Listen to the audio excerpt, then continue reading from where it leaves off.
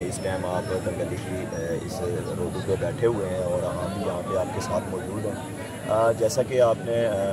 इजहार किया और बताया कि रियासत की तरफ से उसकी पॉलिसीज़ जो थी वो पिछले कई दिनों से सबको पता है कि रियासत कैसे कैसे कैसे स्टेप ले रही थी और यहाँ पे लोगों के अंदर खौफ खरास पैदा करना, यहाँ पे फ्लैग मार्च करना और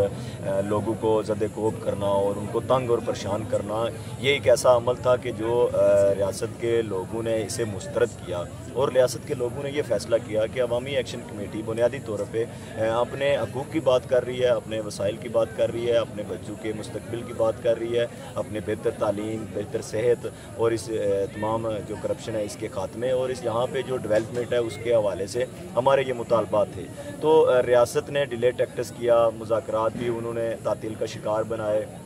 और लोगों को ये मजबूर किया। और मैं यहाँ पे ख़ास तौर पे मेंशन करूँगा कि जो हमारा डिस्ट्रिक्ट इंतज़ामिया का जो डीसी यहाँ पे तैनात किए गए हैं वो पिछले 9 मई के भी ज़िम्मेदार थे और इस वक्त भी उन्होंने सबसे बड़ी जो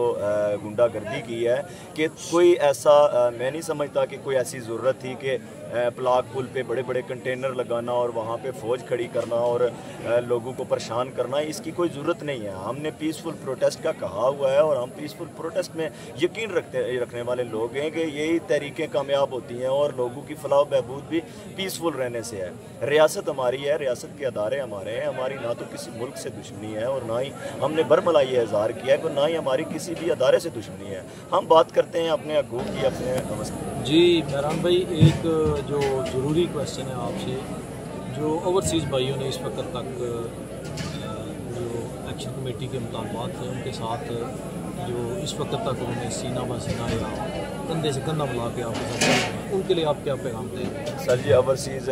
माजी की तरह उन्होंने इस बार तो कई ऐसे लोग हैं जो हमारे ओवरसीज़ स्पेशल 29 सितंबर की कॉल के लिए पहले ही आ गए थे और हमारे आज धरनों में भी वो हमारे ओवरसीज़ दोस्त मौजूद हैं और कई दोस्त हमें यहाँ से जाते हुए मिले और वो कहते हैं कि हम अपने घर में बैग छोड़ के वापस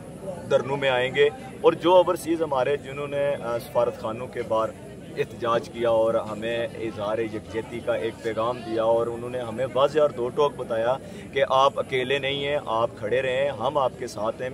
हैं। दुनिया के किसी भी अदारे में पैगाम पहुंचाना है, दुनिया के ह्यूमन राइट्स के अदारे हैं, यहाँ पे यूनाइटेड नेशंस के ऐसे अदारे हैं जहाँ पे हमारे ओवरसीज़ बैठे हुए हैं, वो तहरीरी तौर पर उनको दे रहे हैं, उनके फ़िज़िकली मिल भी रहे हैं। और ये जो मैं समझता हूँ कि ये जो हमारा इत्तेहाद है ख़ास तौर पर हमारी ओवरसीज़ कम्यूनिटी का अपनी रियासती आवाम के लिए, ये काबिल दीद है। हम उनके मशकूर हैं और एहसानमंद हैं और हम उनको ये पैगाम देना चाहते हैं कि हम अपने खून के आखिरी कतरे तक इस जदोजहद को जारी रखेंगे और आपको कभी भी इंशाअल्लाह ताला हम मायूस नहीं करेंगे। ना ही हमारी कुर्सी की लड़ाई है, ना ही हमारी चंदे की लड़ाई है और ना ही हमारी सियासी लड़ाई है। हमारी लड़ाई हमारी रियासत के हकूक़ की है, वसाइल की है और ये हमारे ओवरसीज़ इस बात को समझ चुके हैं कि अवामी एक्शन कमेटी हकीकतन अपने हकूक़, अपने वसाइल की लड़ाई लड़ रही है। मैं इस पर अपने ओवरसीज़ तमाम बुज़ुर्गों, भाइयों, दोस्तों, माओ बहनों का शुक्रिया अदा करता हूँ।